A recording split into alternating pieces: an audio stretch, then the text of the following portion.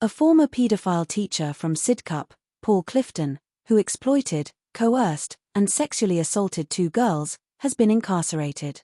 Paul Clifton, 55, of Old Farm Avenue in Sidcup, perpetrated assault against a 16-year-old girl at a southeast London school in 2006 and subsequently molested a 15-year-old girl at a school in Surrey in 2017.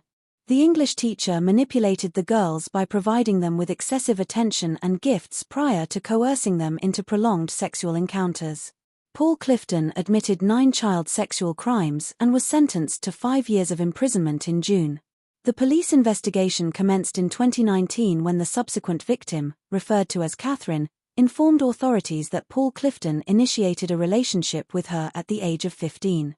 Katherine utilised creative writing as a means of self-expression to cope with stress at home and interpersonal challenges at school. She solicited assistance from Paul Clifton, her English instructor, who utilised this opportunity to cultivate her trust. He designated them with pet names to conceal their clandestine sexual activities. Katherine kept a journal of their interactions, including the date of their first kiss and times they had sex both on and off school premises over the course of a year. In a victim statement, Katherine said, "Asking how this impacts my life is like asking someone how they breathe. The age I was when this happened is such a pivotal age. It is when you start finding yourself, when you start carving out who you are. The defendant robbed that from me. He used gifting me books to gain my trust and get closer to me. Now I think I'm subconsciously connecting books to something terrible. I don't read anymore. Despite all these challenges, I have managed to stay strong and determined. I hold down a job I am proud of, and I am surrounded by friends and family who love me deeply. I still have hope that one day I will enjoy books again. I am still me.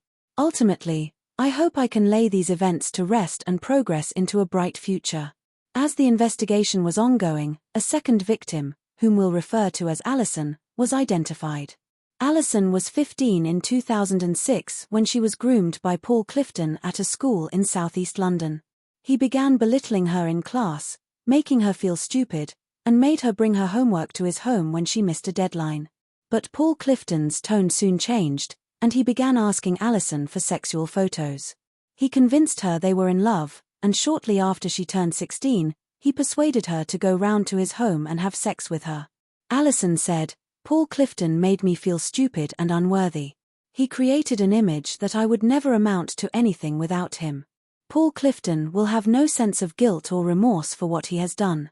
In my mid-20s, he found me on Instagram and sent me a direct message saying he didn't blame me for how things ended and knew what we had was real. I received this message in the middle of my working day, and it sent me into a full panic attack. I had to run straight out of the office to try and catch my breath and stop crying, not wanting anyone to see. What happened to me is something that can never be undone." When interviewed, Paul Clifton denied any sexual contact with the victims and even claimed to have a father-daughter relationship with Katherine. This lie failed when the interviewing officer read a text message he had sent telling Katherine he missed the way you kiss me and touch me, the way you look at me. From that moment on, Paul Clifton answered no comment to all questions.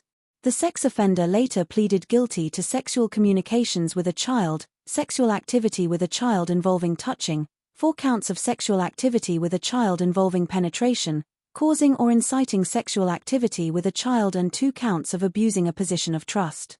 Paul Clifton will be subject to a lifelong sexual harm prevention order, which prohibits him from almost all contact with any female child under 18, and from undertaking any paid, voluntary or recreational activity that is likely to bring him into supervisory contact with any female child under 18.